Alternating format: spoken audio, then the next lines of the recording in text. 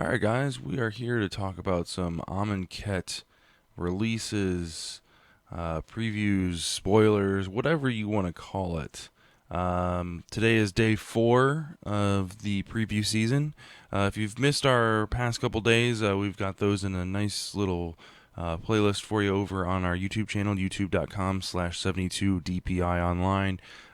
We're just going to go through each day and break down every card that they preview, and we're going to look mostly at limited and sealed events, since that's what we're going to be playing when the set releases.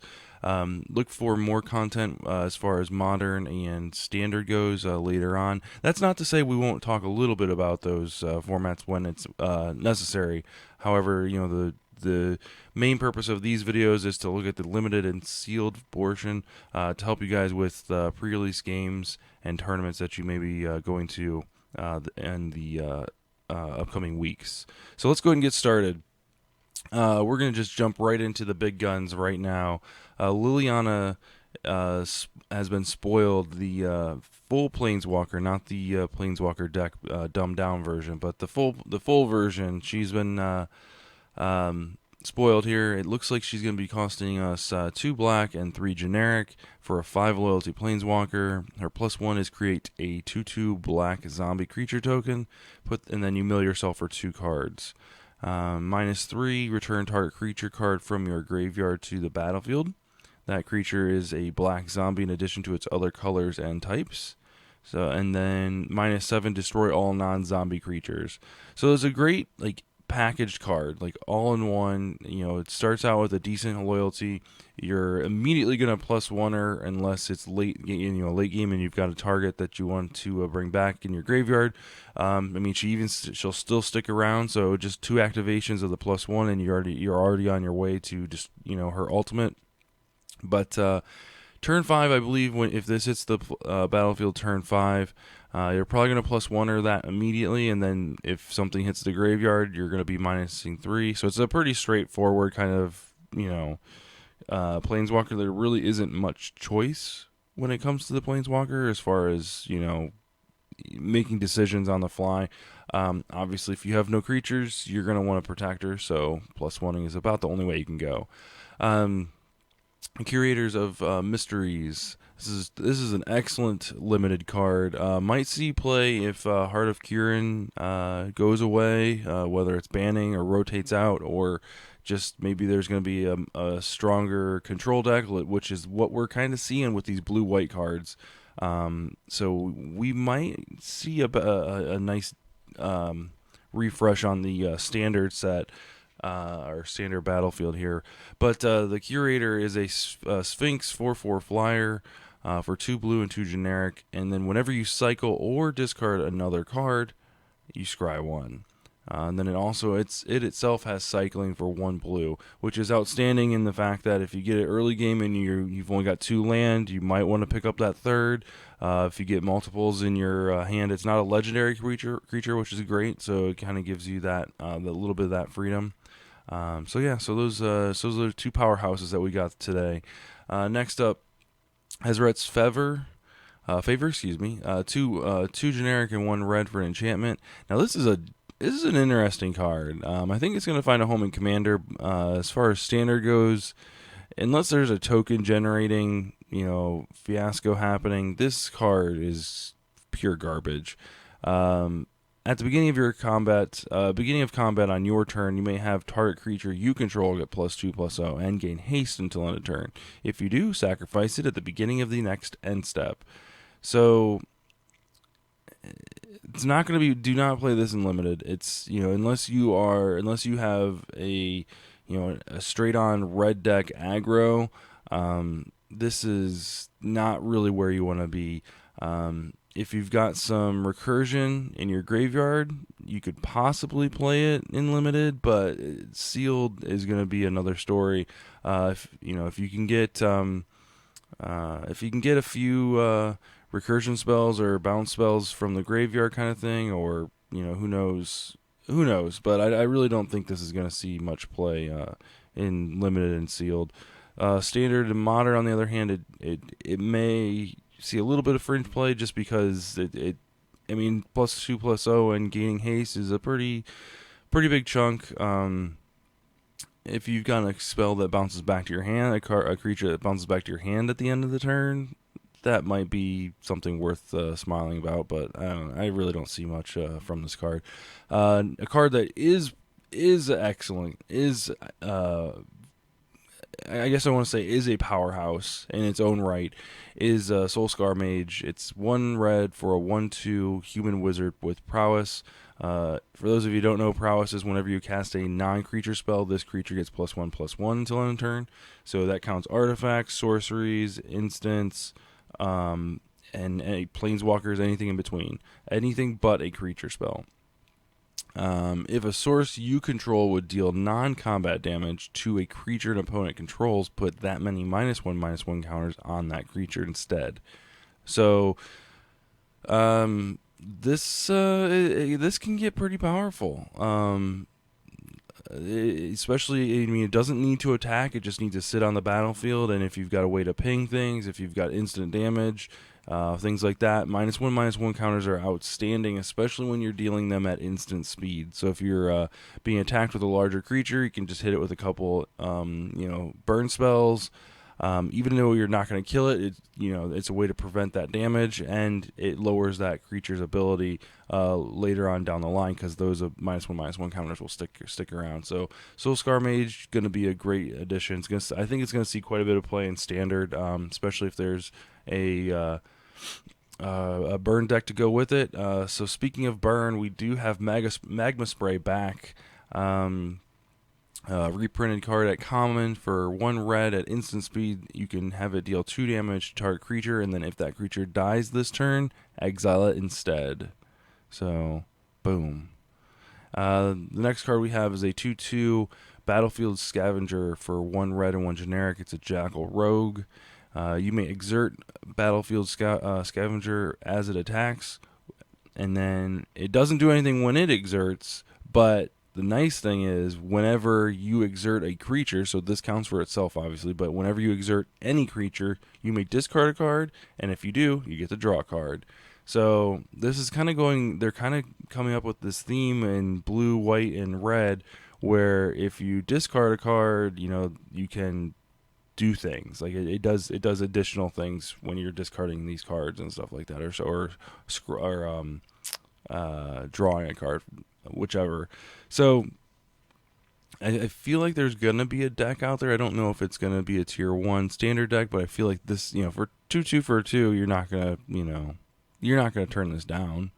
In limited and sealed. In limited, you're not gonna pick it first. You're gonna, it's gonna be a middle of the go type of thing if you're in red. In sealed, you're gonna play it because it's on curve. It can give you some added value in the late game, just because you can, fill your hand back up with cards you need that are relevant. So, good card all around in sealed and limited. Next up, we've got our green cards for the day. Watchful Naga is a 2/2 Naga Wizard for 1 green and 2 generic, and you may exert Watchful Naga as it attacks. When you do, draw a card. So this might go along with the red card we just looked at. Discard, draw, discard, draw. So the next card we've got is our it's Manglehorn. It's a 1 green, 2 generic for a 2/2 beast. When it enters the battlefield, you may destroy a target artifact. Just flat out destroy it. It's done. Done.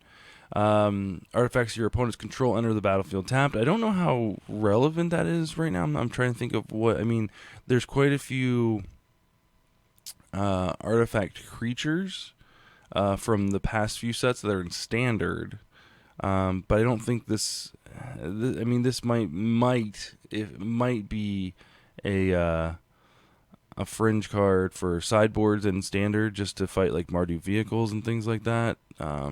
Obviously, vehicles come into play tapped. They won't be able to attack their first turn. So just stuff like that. I don't think it's not really going to be a huge card. I don't think you'll play it in limited and sealed. Next up, we have a couple of our powerhouse cards to kind of round out the set for today. Throne of the God Pharaoh, 2/2 legendary artifact. At the beginning of your end step, each opponent loses life equal to the number of tapped creatures you control. Now, this is an interesting card, in the simple fact that it doesn't necessarily have to be attacking creatures. It can just simply be, mana dorks, where you're tapping to add mana to your mana pool. And at the end of your turn, you just plow through a couple extra points of damage, just, here and there. This works really good with crewing vehicles because you got to tap creatures to crew your vehicles, which is great. You've got a few of the like Convoke and things like that in Modern that this might play a big role in. Elves and Legacy and Modern might see play in there. And then in Regal Calicar, or Caracal, excuse me, for white 3 generic, it's a cat that should be a legendary cat. But it's a 3/3. Other cats you control get +1/+1 and have lifelink. And when this guy enters the battlefield, you create 2 1/1 white cat creature tokens with lifelink. So no double lifelink. There we go. No double lifelink for those tokens. However, these two cards can work in tandem. Obviously, they're both rare, if you're gonna get, in sealed, if you're gonna go that route, you might get lucky. In draft, you might be able to come across something like this and pull out a really nice combo. So moving on here, the last set of cards we have is Failure. It's a split card, and then Comply, which is the aftermath card. So Failure is 1 blue and 2 generic, 1 blue and 1 generic for instant speed. Remove target spell, return target spell to its owner's hand. So just a real quick snap, it's done. It doesn't draw a card like Remand, but it is still a great card in Standard. It's at rare, so you're not going to see a lot of these in draft and limited or sealed. The Comply portion of the card is choose a card name. Until your next turn, your opponents can't cast spells with that name or with the chosen name. So these cards, this is blue-white control at its best, right? You just return a spell to their owner's hand. You know what's in their hand, and now you can basically comply and make them unusable. With Comply being a sorcery, there might be a window of opportunity for them to cast it a second time their turn, so be cautious of that. But at the end of the day, it's blue-white control. I'm gonna butcher this name, so Hapatra, Vizier of Poisons, one black, one green, legendary creature, human cleric. When she deals combat damage to a player, you may put a -1/-1 counter on target creature.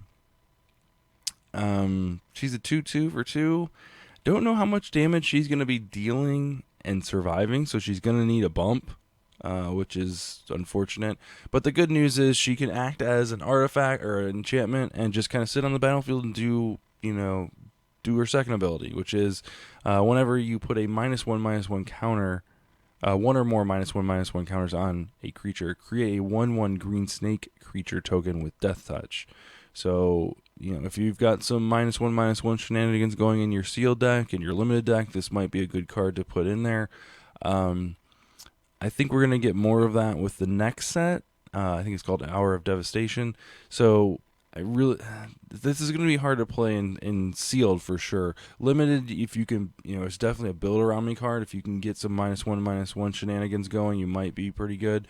I just don't. The first ability is just really, really difficult to kind of feel out, just because it doesn't have like flying, it doesn't have first strike or death touch or any like real ability that helps it in combat. So it's hard to say what's going on with that. It's nice that it synergizes with itself. You just have to have the second piece of the puzzle to get it to work with itself. If not, you can just cast spells and have creatures deal -1/-1 counters and things like that. So I don't know, it'll be interesting to see. So that was all the spoilers for today, guys. So a little bit of a light day, but we're keeping on with the actual season here. So we're gonna see what we'll get tomorrow. It was nice getting a break from the gods and picking up the planeswalkers here. I'm kind of curious to see what the white and the green and the black god will entail. coming up. So stay tuned for that, and make sure on your way out, make sure you hit the subscribe button.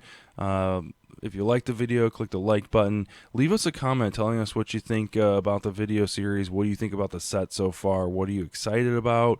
What are you hoping you open? We'll kind of go from there. I really like to hear what you guys have to say. So make sure you leave the comments below, and we'll see you guys tomorrow. Thanks for watching.